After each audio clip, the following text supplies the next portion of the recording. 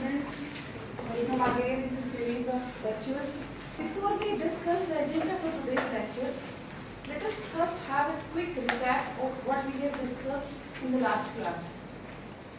We must be remembering that we discussed with software, number of softwares that we are using in day-to-day life, which we broadly classified into two major groups. One that was system software and another was application software. Then we are having a further classification of system software with the name operating system, then language translators in the form of compiler and interpreters. We were having a number of utility programs which system uses to enhance its performance. And then we discussed few application programs which you people use for your convenience. Like if you want to play a game, you must be having game software with you. If you are writing some letter, some document, you must be having word processor application with you. But the softwares which system uses for its purpose were entirely different from the set of application programs. These are used by system to control, to manage its resources, whereas these softwares, these group of softwares I should say, must be used by you people as per your requirement. That part we have discussed in the last class. Then we were having a small discussion about hardware and its association of software with hardware. How hardware is related to software. We are dealing with one of the most important type of software today. What it is, we will be discussing just now. In fact, you must be agree with me that among these software, system software, one that was and still is exemplary and unchangeable to the development of modern computer and its advancement is one of the type of system software which is known as operating system. This is operating system through which this modern computer could be able to reach to everybody's desk or at your home also. This operating system not only provides the convenience to user but also manages various resources.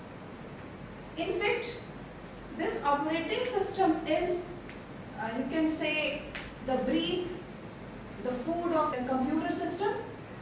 This is operating system which provides the personality to computer.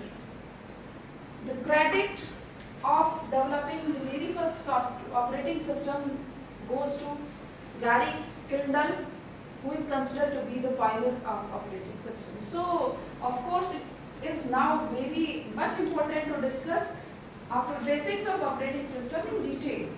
So, what portion we are going to cover in today's lecture is, we will be discussing operating system meaning. Then we will be having what are the different objectives of operating system.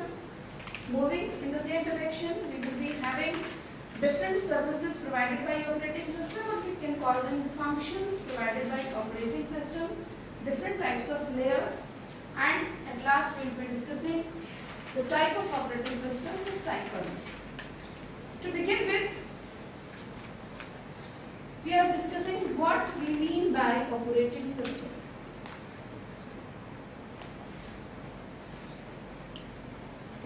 I hope now you people are in the position to answer me.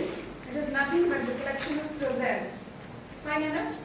Because every software is collection of programs which are having certain objectives in it. So what is the objective? What is the purpose? What is the use of operating system? Operating system is a collection of system programs that together controls the operation of computer system. So first objective, if I say, the first function, if I say The first use of operating, if I say, is that it controls the operation of computer system. Then it not only controls the operation of system, but it also controls the execution of application programs. And at last, it is an interface between application and user. So briefly, I can say that operating system is a type of software which not only controls various resources of computer, which not only helps you to execute your application, but it also provides you an interface so that you can interact with your computer. Based on these statements which we have discussed yet, these operating system can be explored from two different viewpoints. What these two viewpoints could be? Number one, it is user viewpoint, and another viewpoint is from the side of system viewpoint.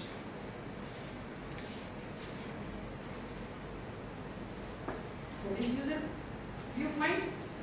User sees operating system in the form so that it can provide an intermediary or an interface between user and computers.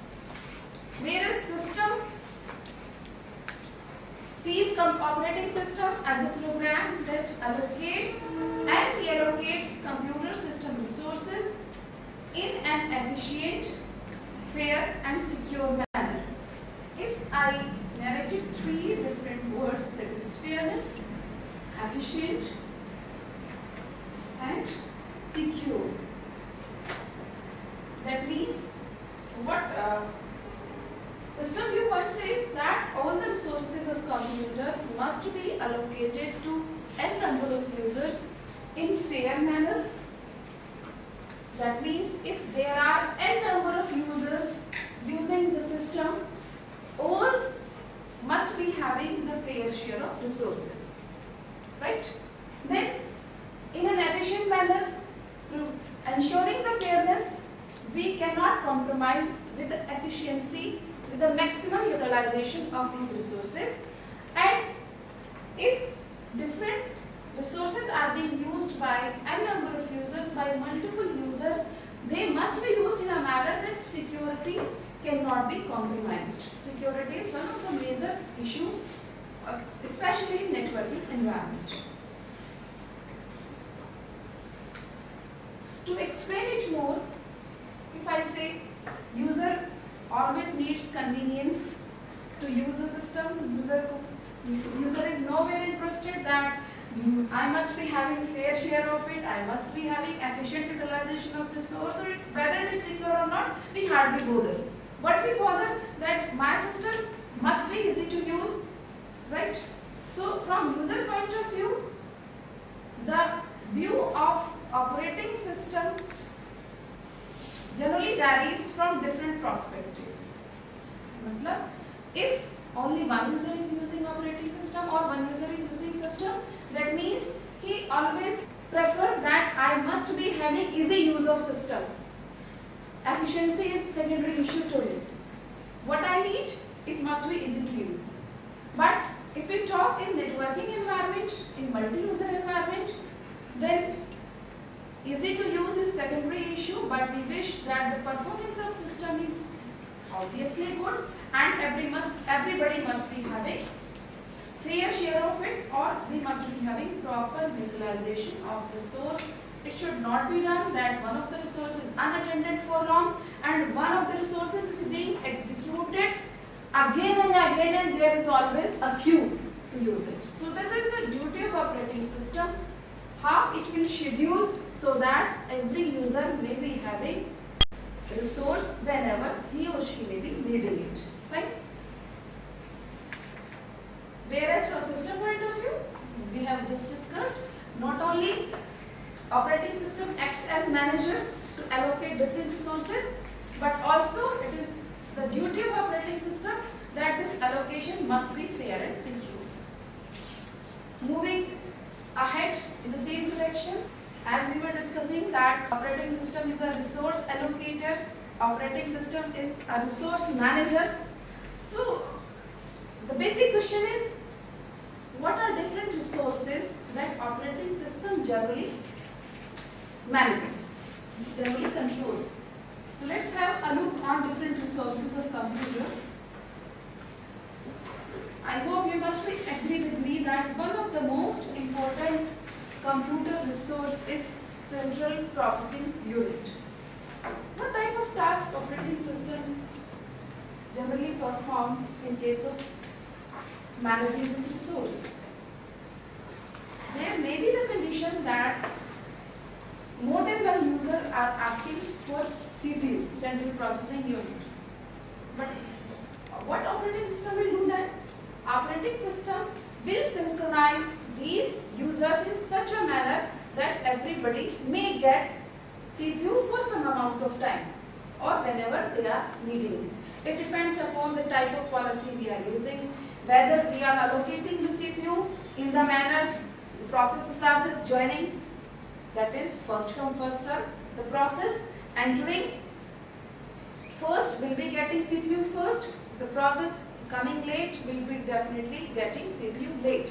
Or there may be the policy to reduce waiting time, there may be the policy that CPU selects shorter job first and larger processes last. So this is its decision what type of policy it is using for allocating these resources, but there are a number of techniques through which we can allocate CPU to processes. Then another resource could be memory, or to be more specific, I say main memory. Just to discuss that there may be the situation when a number of users are using the system. In such situation, so many processes are supposed to be present in main memory, and we know that main memory is a single block of space where all the processes will reside.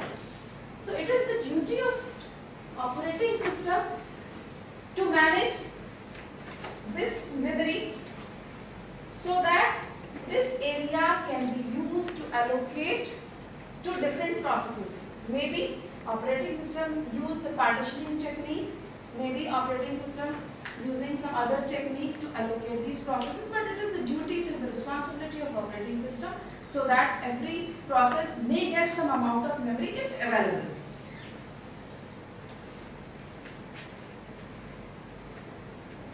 Secondary storage is another resource.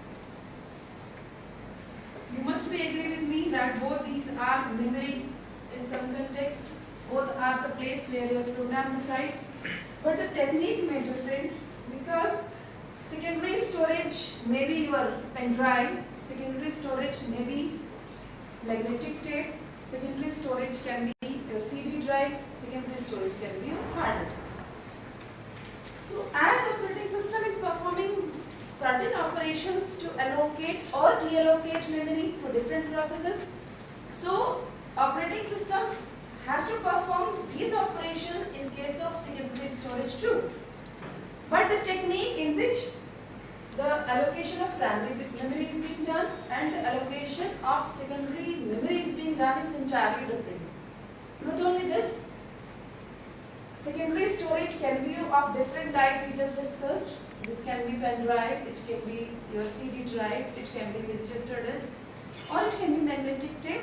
So all these drives are having different characteristics to be accessed. Now operating system will perform these actions accordingly to store the data on various devices. And among these, one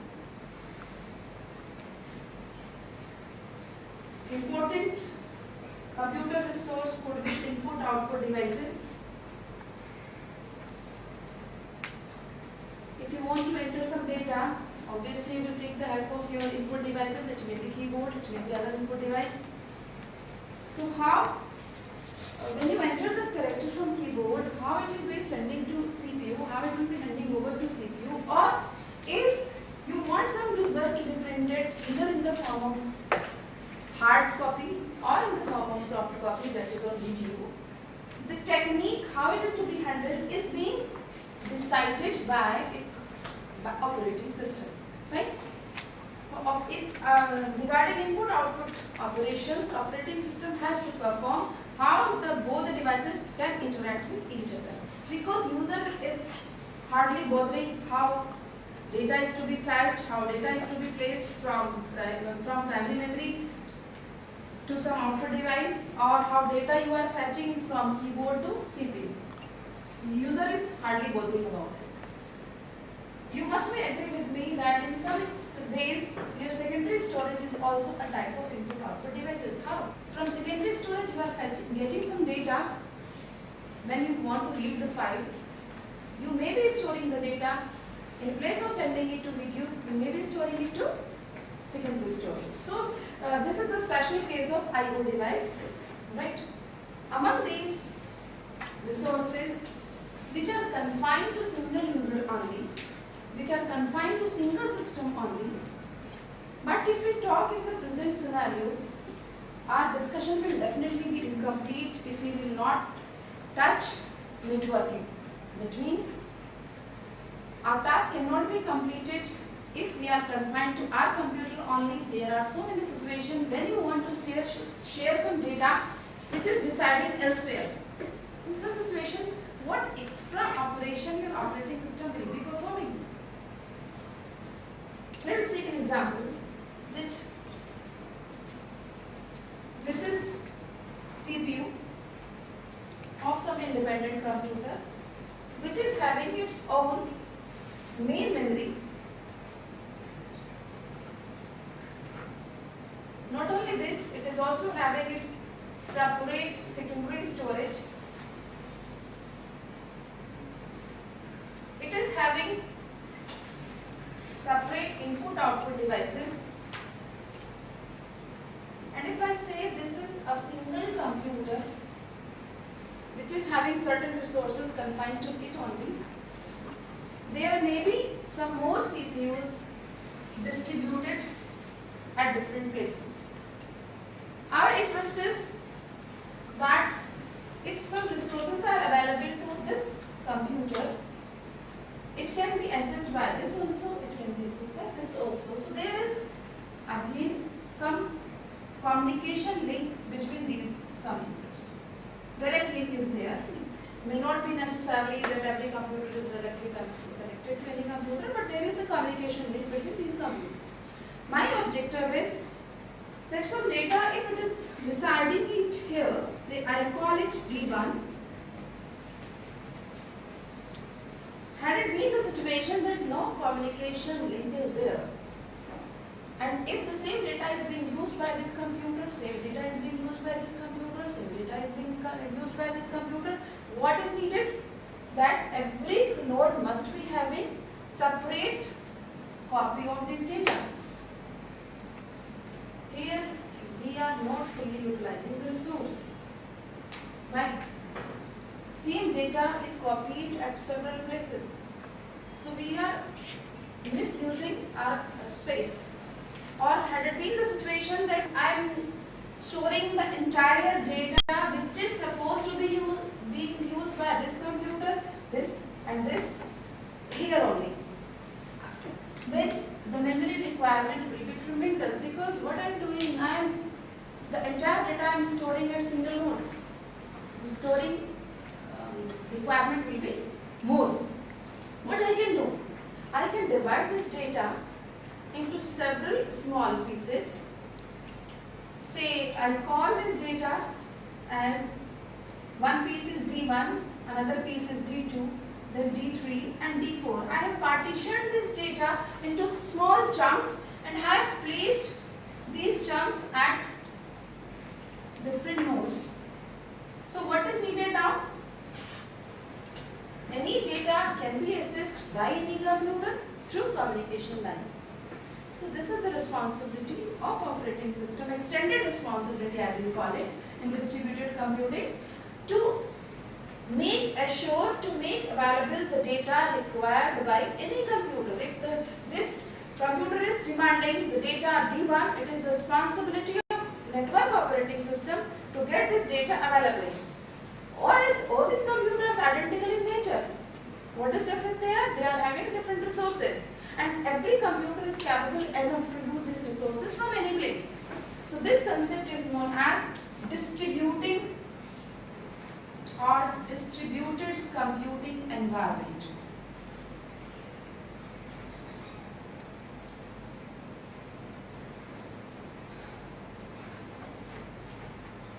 So I can safely say that number of resources are there, including communication link, and it is the responsibility of the operating system to act as a good manager between these resources. In our daily life, we manages different resources, but we human beings are intelligent, so we take quick decision. So is not true with computer. Every time computer must be instructed in the form of programs to do what we want, right? Associated with these resources which we have just discussed, there are a number of functions performed by computer. We will be having a quick tour to them so that we will be having little idea what would be the various functions performed by computers. Functions of operating system.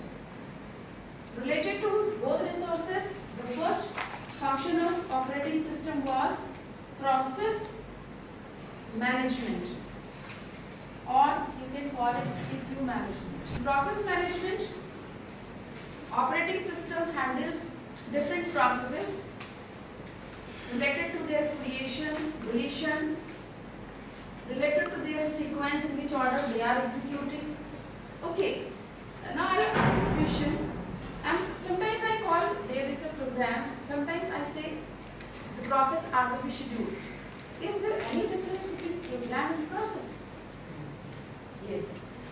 Program and process, if we broadly define the difference between these two, that then process is program in execution. So an execution entity is supposed to be known as process. Though there are certain differences more, but at this time this is more than enough that process is a program in execution. So when a program is executed, or I will call it a process, when a process is executed, it is the duty of operating system which process is to be executed, so it must first be created. If the process is no longer in use, it must be deleted, deallocated, or if the process, n number of processes are to be executed, then how to synchronize them so that there should not be any conflict for resource. These are the functions which are performed under process management. After process management, there is main memory management or memory management, we will call it. It is memory management.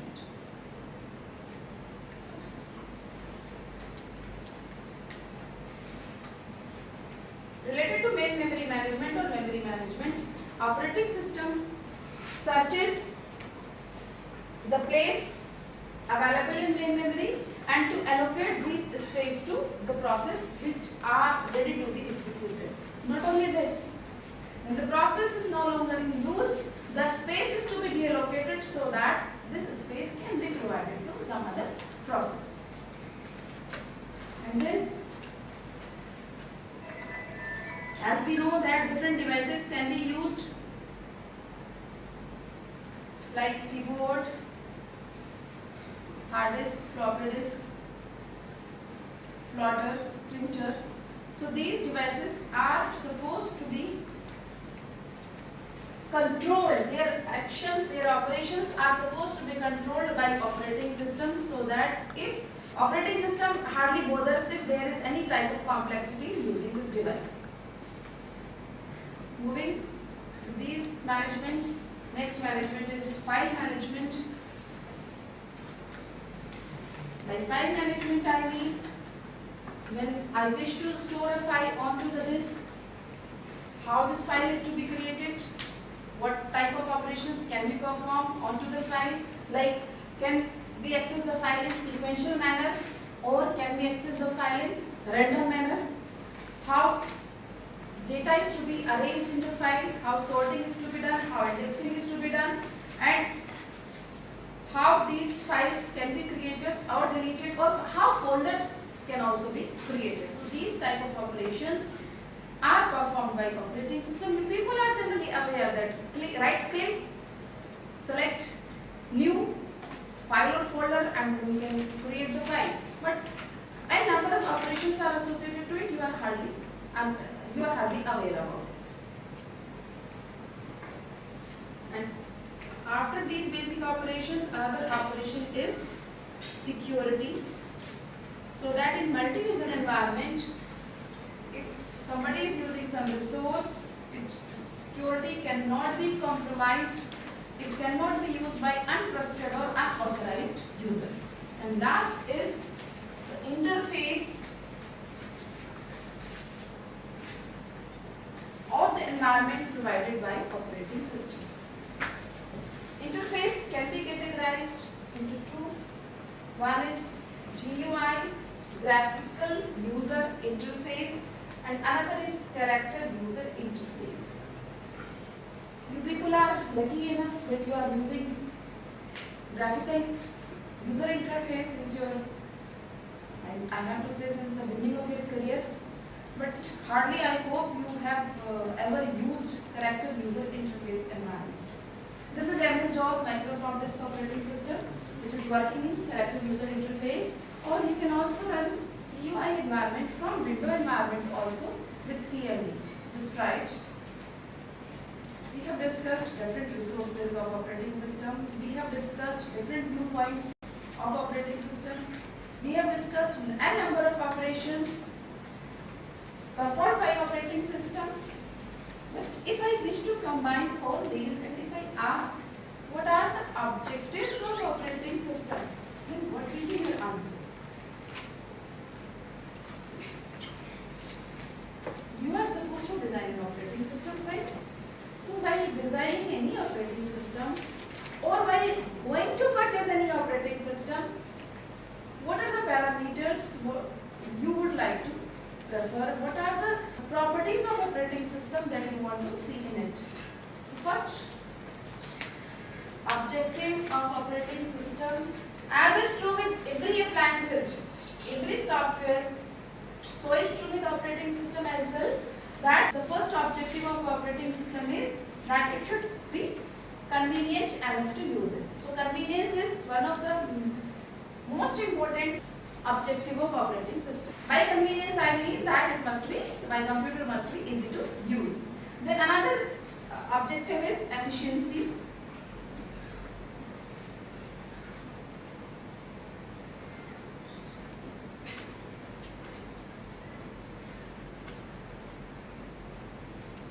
By efficiency, I wish that all the resources must effectively be used. Their scheduling, their sequence must be as efficient as it can be. So we want that optimum utilization of all these resources should be done. And last is ability to evolve.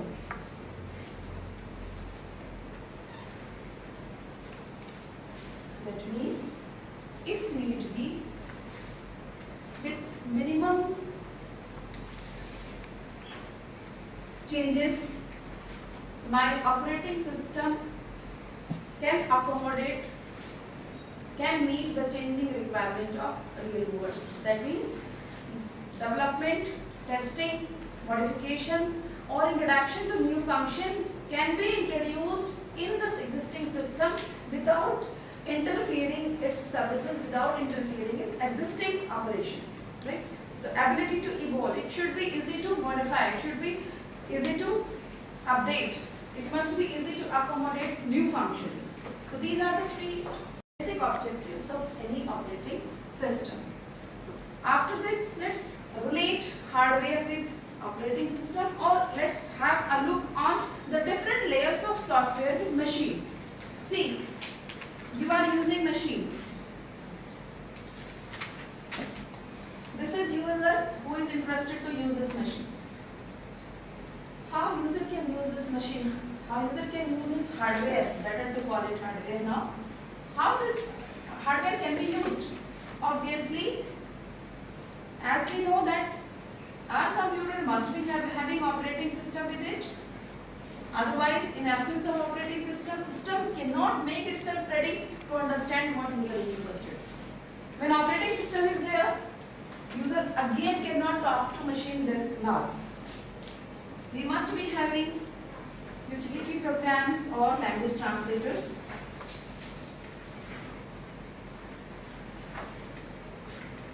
All utility programs. And above all, what we must be having? This is application software. This is the software which is pertaining to the task user is intended for. User is using the machine to execute its application. How this application can be executed if we are having these layer of resources with us. What these resources, what these softwares are can be depicted here. At near to machine it is operating system, closer to user it is application software, right?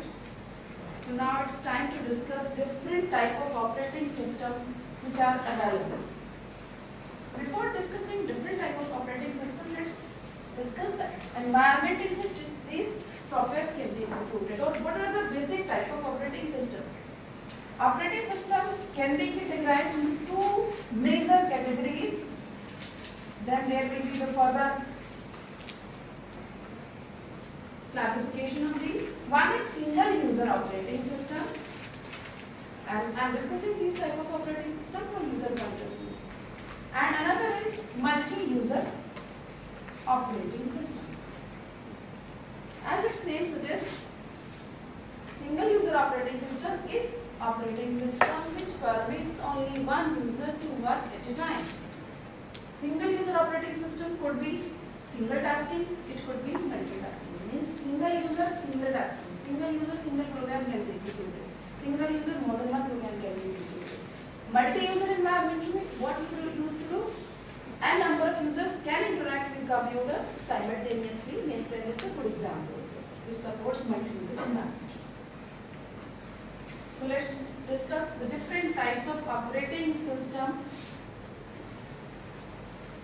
in detail. Number one, it is batch processing system.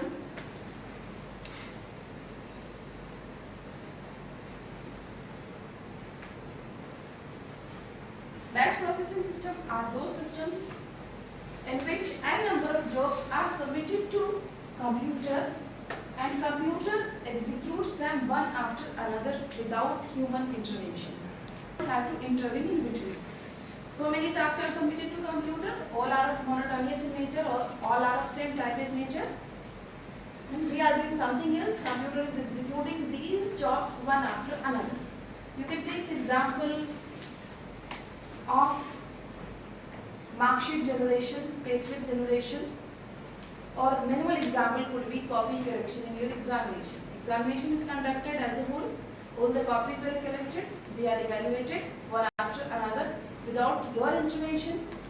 It never occurs that you are giving your examination, I will start checking your copy, then another student is coming, I will be starting checking its copy, evaluating its copy. No. What generally we used to do, we combine all the tasks of similar nature as a whole and execute one after another so that the task can be speed up, right? But the problem with this system was that it is not fit for interactive environment. Sometimes it may be needed that you have sent something, yeah, you have handed over some information to me, I have to inquire something in between, or user is intervening in between, the system will never permit. Number one. Number two, the system is not fit because it is not utilizing your resources at fullest way. One job you have submitted, right? And in this job, there may be some operations which are CPU oriented, and there are some operations which are input-output oriented. Some operations pertaining to CPU, some operations which are performed by CPU only, and in between there may be some requirement of getting some data through keyboard, or there may be some requirement that it is to be displayed onto the screen. But batch operating system never permits these interventions. Or if bits, CPU is executing, then it is handed over to input output device. In between your CPU is idle, you idle and you cannot do anything. CPU cannot be used at fullest. Seeing this, what we want in batch processing environment, actually one job is handed over to CPU and it will leave the CPU only when it is completed. But as the case I have just discussed, in such situation when your computer is performing input output operation, CPU is free, but you cannot assign another job because it will, next job will be assigned to CPU only when it is completed. To use my CPU maximum, to use these resources maximum, the concept of multi-programming came into existence. Multi-programming says when CPU is free or your input output devices are busy, next job can be assigned to CPU in between so that CPU never sits idle. So, one of the objective operating system is also that there must be maximum utilization of CPU. CPU must be busy almost all the times, which can only be done with multi-programming. Putting so many jobs into main memory simultaneously so that they can be executed simultaneously is the basic motto of multi-programming. More than one program are executed simultaneously. And another is multi-user or time sharing. By multi-user I mean that more than one users are working on same CPU on the same computer simultaneously. How they are using the computer simultaneously? All are using, all are submitting to the job to CPU. CPU executes them in an order that for some unit of time it will be executing the job of one user, another time it is executing the job of another user, and so on.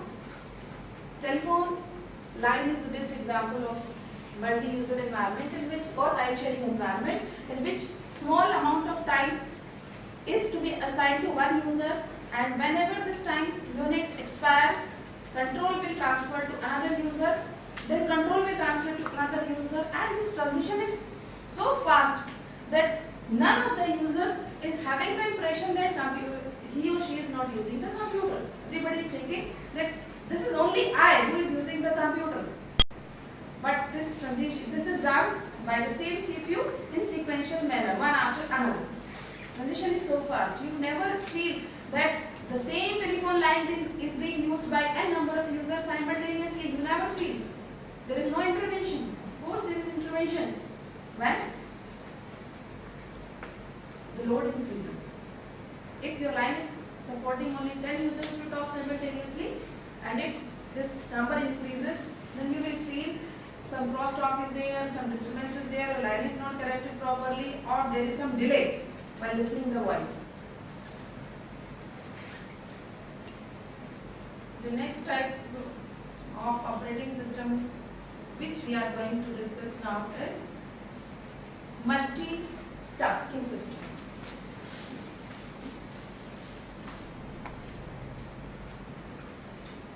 As in multi-programming, in multitasking system, more than one task are being executed simultaneously. User is one. User can perform more than one task simultaneously. And this you generally use in daily life. You are writing some letter with the help of MS Word. Simultaneously you play some music in background.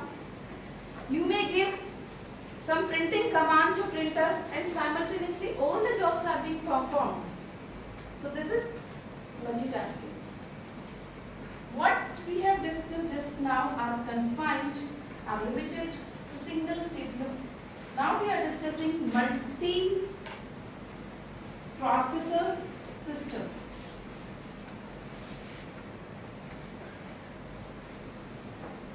There may be the situation when your job is that much complex that it should be executed by several CPUs simultaneously, then it is multiprocessor. Here I am having CPU, another CPU, n number of CPUs I am using, and all are executed maybe same process, different portion of same process, or they may be using different processes, but the processes are many. In batch processing, multi-programming, multi-user environment or multitasking, my CPU was 1, but here I am using n number of processors. All are having their all processing capabilities, right? Then another type of operating system is embedded system, which is preloaded in the devices. Embedded systems. What I mean by preloaded? They are preloaded in the device, in their ROM. This may be, example could be your automatic traffic control system. Example could be your automatic system in oven. Example could be the embedded system in your washing machine or automatic parking system. These are the different examples of this type of operating system. And last, I will not be discussing mobile operating system, then I will be untouching some portion which we are presently using. Mobile operating system. Nowadays, we wish that my operating system will permit me to work my operation even I am on move. Operating system providing me services when I am not confined to the system where I am sitting. I can use the services of my computer, which is geographically placed at different location. I may be using my services while I am on move. I am connecting to different nodes while I am not at the place where I am supposed to be. Example of mobile operating system, you must be aware it is Android operating system, maybe Symbian operating system, and so on. So this is the small discussion about the different types of operating system. The list may go long, and any type of operating system, whether it is MS Windows, whether it is MS Windows NT, whether it is another operating system, all operating system wish to perform that they can use the system as efficient as it can be. So the efficiency of operating system and the overall performance of computer system is generally measured in the terms of waiting time,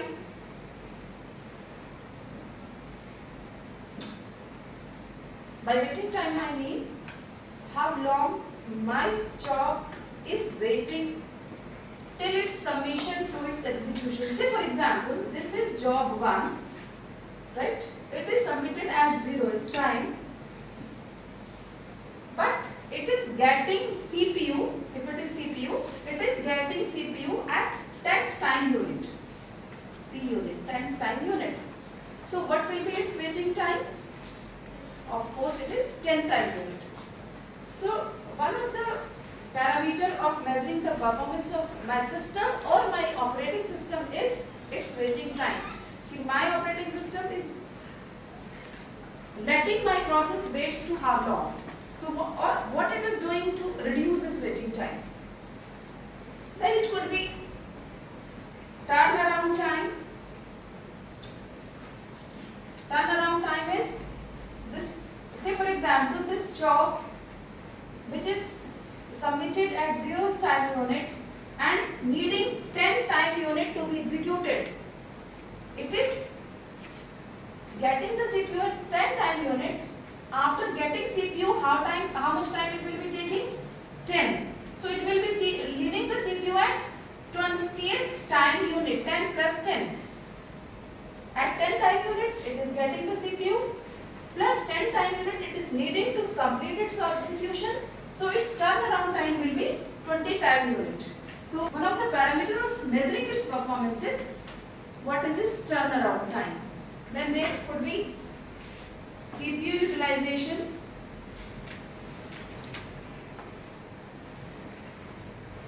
whether my CPU is busy all the time or not. Then it could be fairness, whether all the processes are getting fair share of CPU or other resources or not. Or there could be another parameters like throughput.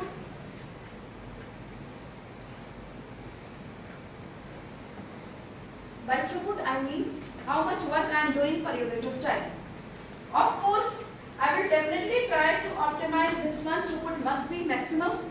I will try to reduce waiting time. Waiting time, process must wait for minimum amount of time. Turnaround time should also be minimum. And CPU utilization and fairness must be maximum. So some parameters are which I am supposed to maximize, and rest of the parameters which I am supposed to minimize. This is all for now. Before we end, let's have a quick recap what we have discussed today.